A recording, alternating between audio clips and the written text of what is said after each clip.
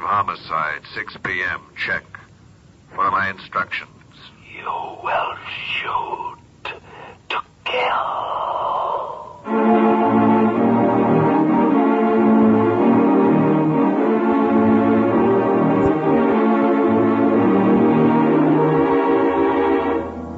Presenting The Whisperer, starring Carlton Young. The Whisperer, a brilliant man who, losing his voice in an accident which crushed his vocal cords, worked his way deep within the crime syndicate to help destroy it from within. To the underworld, his familiar rattling hiss is the voice of authority, to be obeyed without question. Then a miracle of surgery performed by Dr. Benjamin Lee restored his natural voice, enabling him to resume his real identity. Now, as Philip Galt, aggressive young attorney, he skirts the thin edge of death, living his dual role. For as the Whisperer, he sets in motion the forces of the syndicate in Central City. Then, as Philip Galt, uses his knowledge to fight the organized network of crime which seeks to control the fate of millions in cities and towns across the nation. Now, in the apartment of Ellen Norris, the only one besides Dr. Lee, her employer, who knows that the Whisperer is really Philip Galt, brilliant young Central City attorney, we find Philip speaking in the voice of the Whisperer to his superiors on the syndicate in New York. Hello, New York. Instructions for liquidation of Lieutenant Charles Denvers, given to Neely. Will report progress. Not Lieutenant Denver. That's right, Ellen. Denver's been a thorn in the syndicate side for a long time here in Central City. Thanks to the information you've managed to get to Denver. Oh, he's such a nice guy, Phil. Couldn't you have ignored the syndicate and forgotten to pass on their instructions to the killer just this once? Too much of a chance, Ellen. Playing both ends against the middle the way I am with the syndicate all the time, I'm lucky they haven't got suspicious of me already. And if they only suspected you weren't completely on their side. Phil, why don't you just call Denvers and warn him? Tell him to be on his guard, that the syndicate And then, when he asked me how I happened to know... Oh, I didn't think of that. But you're not going to just sit by and allow him to be murdered, Phil. May I use your phone again, darling? If it's for the syndicate, no. If it's against the syndicate? In that case, dial away. Thanks. Could I, without being nosy, ask who you're calling? Lieutenant Denvers. But you said... I said I couldn't warn him, but I've got to do something. I can ask him to... Shh, hold it. Denver speaking, homicide. Good evening, Lieutenant. This is Phil Galt. How are you? Suspicious. What's on your mind? Dinner, Lieutenant. I'd like to invite you and your charming wife out for dinner this evening. On you? On me. Did I hear right? Of course. Can't I ask you to dinner without raising your suspicions, Lieutenant? No. You're antisocial, Lieutenant. Not an invitation out of the blue like this. Not after years of getting in my hair on cases and spending your time fighting my evidence in court. Well, that's something else again. That's business. As a man, as a friend, I like you, Lieutenant. There isn't an ulterior motive within miles of me right now. I just want to... Honest, Lieutenant. How about it? Well, even if I believed you, Gold, I couldn't. The wife and I are eating out tonight, all right. We're taking some friends to dinner. Oh, too bad. Well, maybe I'll take a rain check. Okay. Goodbye, Lieutenant. He won't come? Can't. He has a date. What was the idea of inviting him, anyway? Well, I figured as long as I was with him, I could keep an eye peeled for this Neely, the syndicate's hired killer I just spoke to. I guess now that's no good. Now, hey, wait a minute. I know what I'll do. Uh-oh. 5 will get you 10. It's going to end up by having us miss dinner altogether. Quite the contrary. I'm going to do just what the killer's going to do. Kill Denver? All the killer knows is that Denvers will be coming out of headquarters around 6 o'clock. About 20 minutes from now. He'll probably be parked near headquarters waiting for Denvers.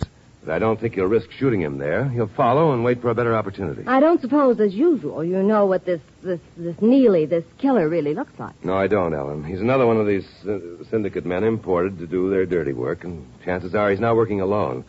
But with luck, we ought to be able to spot him before he gets a chance to shoot Denver. Well, you hope. We hope. Come on, put your face on so we can get going. I want to be parked near police headquarters when Denvers comes out. As I said about dinner... Now, don't be silly. A little delay will just sharpen your appetite.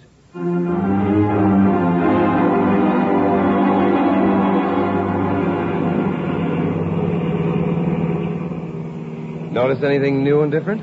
In the car here? It's got to be a new gadget of some kind. No. I see you've still got the wire recorder installed behind the dash.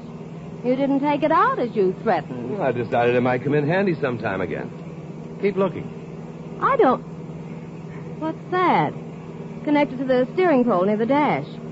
Well, that can't be a telephone, can it? You win the gold-plated shoehorn. Care to try for the Cadillac? A telephone in a car? What good is it? Oddly enough, for making telephone calls. Well, that's impossible. I never... There's old hat, Ellen. You're way behind in your popular mechanics. I guess I am. Done by radio. Well, why go to all the trouble to develop such a thing? Can't people drive to the nearest phone booth or something if they have to make a call? It's not only for making calls, Ellen. Doctors driving their rounds could be contacted in an emergency. Companies with fleets of cars or trucks can contact them on the road during the day or night. I see. And also as a toy for gadget-happy characters like you. Oh, that's unkind. I'll bet I get a lot of use out of it. Mm-hmm. Like calling the telephone company to check the time of day. Very funny. You just wait until... Uh-oh, there's the police headquarters down the block. Several cars parked across the street from it. We better stop here. There's a man sitting in one of them. Just one? Usually they work in pairs. I only know about Neely, but then the syndicate doesn't tell anybody everything, not even me. What do we do now? Go up and ask him if he's waiting to shoot Lieutenant Denver? If we're anxious for a bullet ourselves. Otherwise, we wait and see what happens. Look, there's Denver's car parked right in the front of headquarters. I wonder what restaurant the lieutenant's going to. I just hope he gets there in one piece. How can you think of food when a man's life is in danger? Oh, it isn't me. I'm very altruistic. Always thinking of the other fellow. But my stomach has a mind of its own. Look, here comes Denver's now, out of headquarters. Suppose you're wrong, Phil. Suppose he shoots now, from his car. It's a gamble. I gotta hope he doesn't. He's almost to his car now. The man in the other car hasn't moved. That fellow isn't Neely. Maybe Neely's hidden somewhere else, just waiting to shoot. There. Denver's in his car. Nothing's happened. Yet. He's driving off. Whew, that was a bad moment. It isn't over. There goes the other car, making a U-turn and following Denver's car. Isn't that illegal? In the middle of the block? No, that's a woman for you, worrying about irrelevancies at a time like this. The important thing is that the car following Denver's is almost certainly being driven by Neely with a gun cocked and ready. What do we do now? Follow both of them. It isn't a cinch trying to head off a syndicate man intent on killing.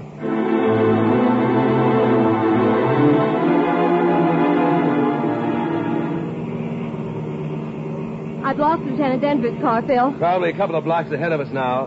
I'm having no trouble keeping the green sedan Neely's driving in sight. I didn't get a very good look at Neely back there, did you? No, he had that hat pulled down. Hey, he's turning off. Going into that parking lot of the Chateau Frank. Denver's must be meeting his wife and guests in there. A restaurant. And famous for their sauerbraten and potato pancakes. Yum. Do we get to follow them in? I think it can be arranged. Oh, this isn't going to be such a bad evening after all.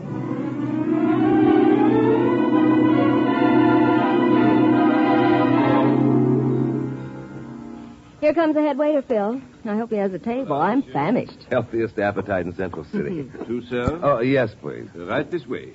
Oh, would you mind? I'd rather sit on the other side. Oh, of course, if you prefer, monsieur. What difference where we sit, Phil? He was taking us to a table 6 feet from Denver's party. For what? Are we allowed to eat dinner here? After my inviting him out tonight? Policemen have suspicious minds about coincidences. How is this table, sir? Perfect. Thank you. Oh, thank you, sir. Would you care to order now, sir? I would. I'll have the sauerbraten. Yes, miss. You, sir? Sauerbraten will be all right for me, too. Fine. Drink first. Ellen? If I sharpen my appetite any more, I'll eat the tablecloth. Nothing for me either. Yes, sir. Pardon me a second, Ellen. Don't tell me. A telephone call. Uh-huh. As the whisperer, no doubt. Not so loud. Be right back.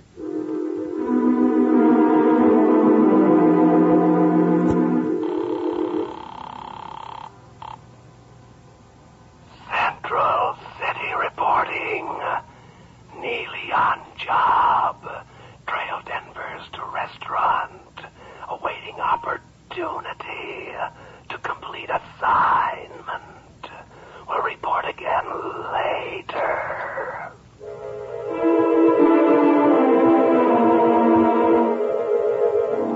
Back already? My other life doesn't take up much of my time. See anyone that looks like he might be Neely? Oh, that dark man. No, I don't think so. He must have come in here. We saw his car drive into the parking lot. Yeah. Uh-oh. Head waiter's been speaking to Denver's. Denver's headed this way. What for? I don't get it. I don't think he has anything to do with us. I don't think he's even seen us yet. Maybe if we put the menus up in front of our faces. No good, Ellen. He spotted us. Well, Philip, dog. You're sure a persistent guy, aren't you? Hello, Miss Norris. Hi, Lieutenant. Denver's. Quite a coincidence, huh? Well, what do you mean, persistent? Well, if you invite a fellow out to dinner and he refuses, you just follow him and force him to eat in the same restaurant with you. Suspicious nature is an occupational disease with the police. Yeah? Well, then why did you steer the head waiter away from our side of the restaurant and have him seat you over here? Oh. You saw that, did you? Uh-huh. Well, I didn't want to crowd you, Lieutenant. Didn't want you to think that I was following you. Why, are you? Of course not. But now that you're here, why don't you sit down and have a... No, I can't right now. There's a phone call waiting for me. Well, maybe later then, huh? Well, He is a suspicious policeman. Phone call for him, huh? You know, Ellen, maybe he's not suspicious enough. Where are you going? Make sure that's a genuine phone call. You haven't forgotten one of the syndicate's killers is waiting for a chance to get his sights on the lieutenant, have you? No, but why leave me here? Now, your food will be along in a minute. You just sit tight. Oh, no. You're liable to disappear, and I can't eat 2 orders of sauerbraten. Oh, no? Come along, then. It's probably nothing to worry about anyway. Phone booths are over this way. On the way out to the parking lot. Nobody around, Phil. Both phone booths are empty. What I was afraid of. Phil, wait. There goes Denver's car. Come on. Come on, where? To our car. Oh, so we can follow him and make sure he's not walking into a trap? He's not walking into a trap. He's already in it. There was a man sitting next to Denver's, a man with his hat pulled low over his eyes. You think he had Denver's called up by the head waiter on a fake telephone call and was waiting for him at the telephone booth? I'm sure of it, Ellen. As the car went by me, I got a quick look inside. Neely had a gun, and if I know anything about a syndicate trigger man, Neely knows how to use it. Where's Denver's car? I don't know. Now, keep your eyes peeled. I don't even know what we can do if we do spot it. But I do know Lieutenant Denvers will be dead in a matter of minutes if we don't.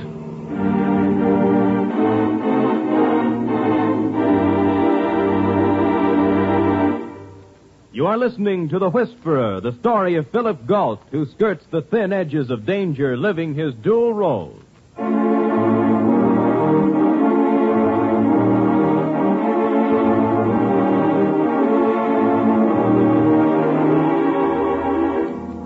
Philip Galt, known to the syndicate of crime only as the Whisperer, has set in motion the syndicate's plan to kill Lieutenant Charles Denvers of Central City. But now, in his real identity as Philip Galt, counselor at law, he is trying desperately to stop Neely, the syndicate's hired killer, from carrying out the skillfully planned murder. The killer has forced Denvers into his own car at gunpoint, and now Phil and Ellen follow in Phil's car, desperately trying to pick up the trail so they may prevent the lieutenant's murder.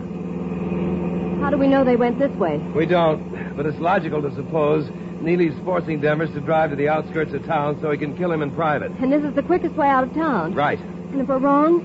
Oh, Phil, if only you hadn't passed the syndicate's orders on to this Neely character. Then someone else would have. Yes, I know. And they wouldn't have tried to stop the murder from happening like we are. But if we don't find Denver's car... I'll never forgive myself. Phil.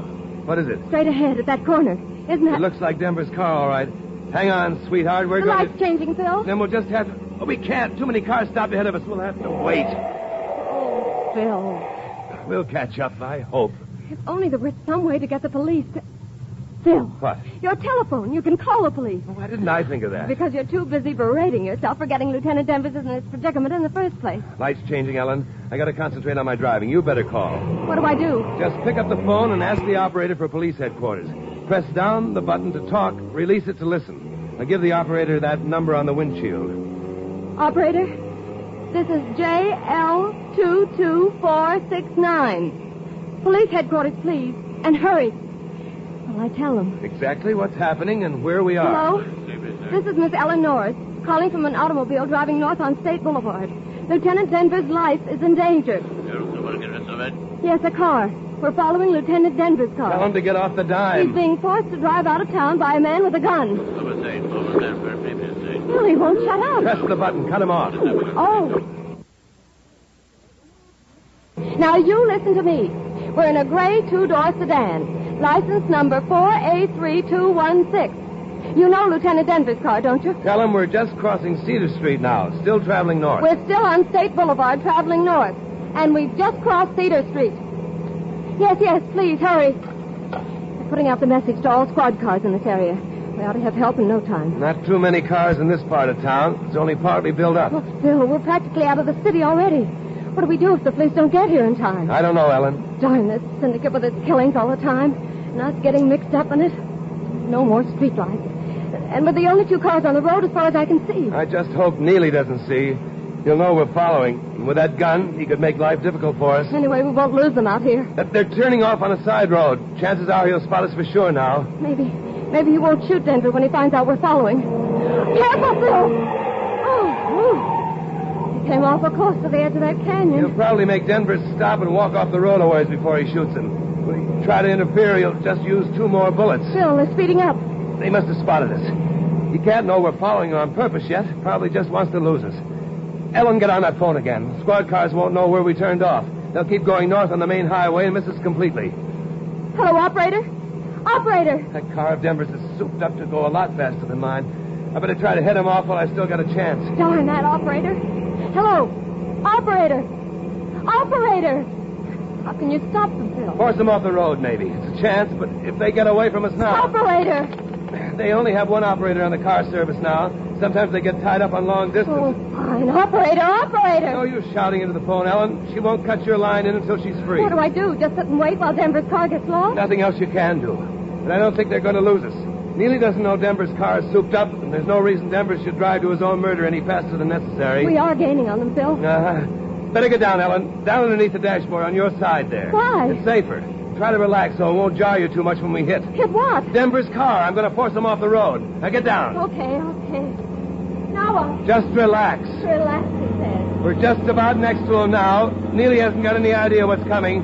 Thinks we're trying to pass him. Hang on, sweetheart. Now relax.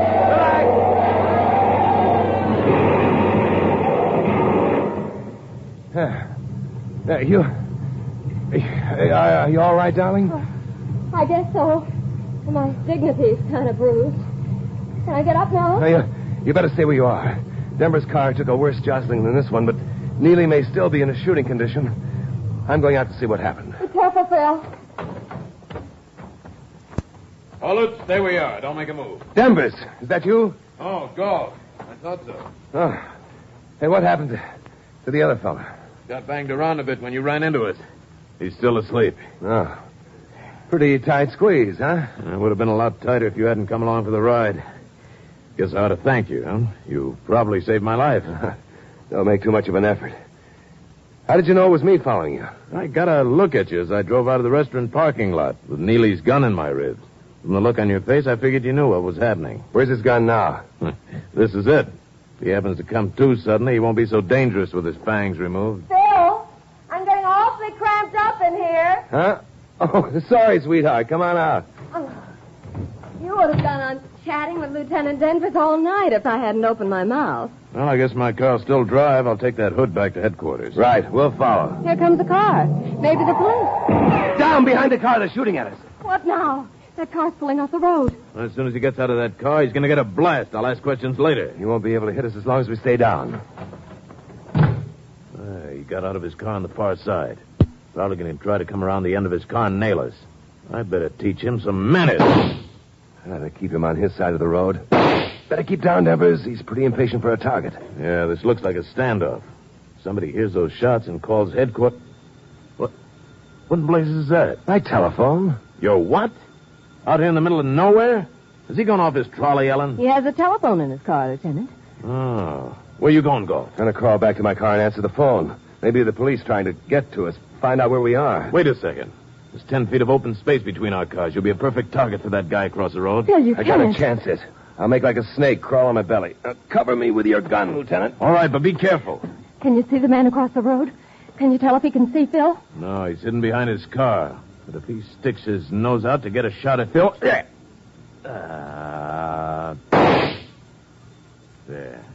Stuck his nose out and I missed him.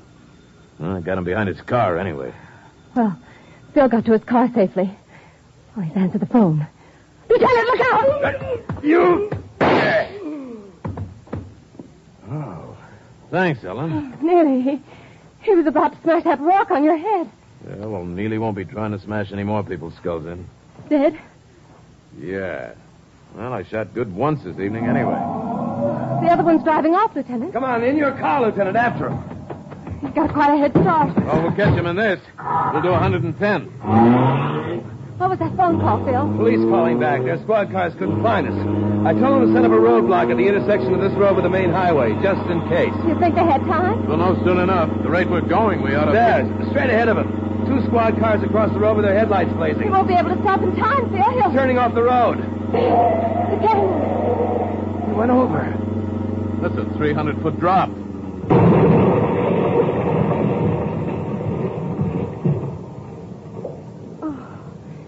You think he... Houdini couldn't live through that.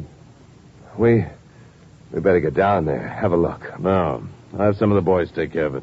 I'll drive you back to your car and get back to the restaurant. My wife will be wondering what happened to me. Well, let's all get back. Our food's still waiting. Not that I have any appetite left after what happened tonight.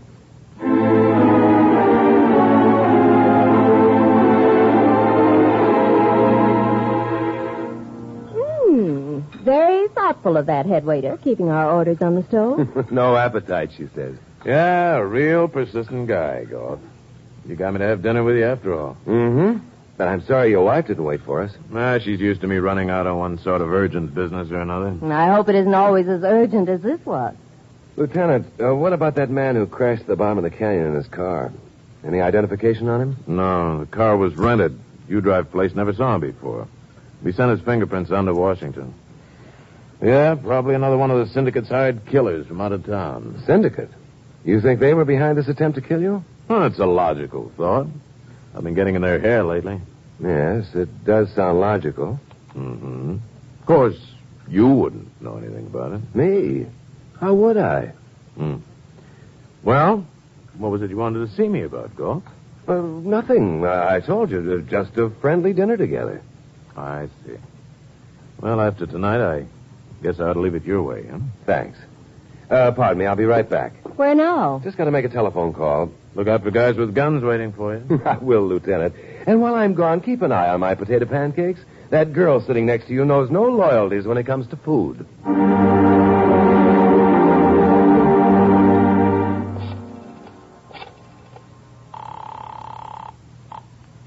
Hello, New York. Murder of Lieutenant Danvers failed. Both our men killed. Entire police force alerted for Denver's safety. I will check for further instructions with Chicago at midnight.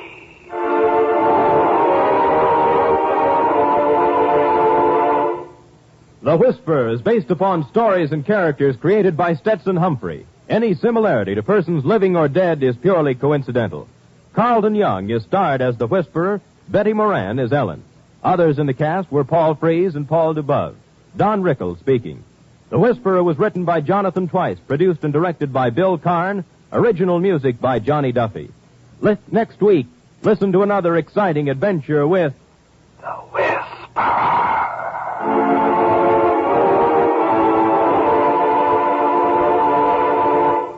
As a result of the disastrous floods in Kansas, Missouri, Oklahoma, and Illinois, the President of the United States has asked the American people to contribute $5 million through their local chapters of the American Red Cross for the relief of flood victims.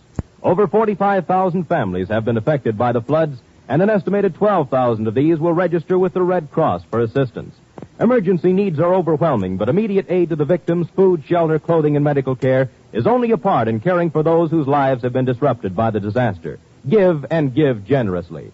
This is NBC, the national broadcasting company.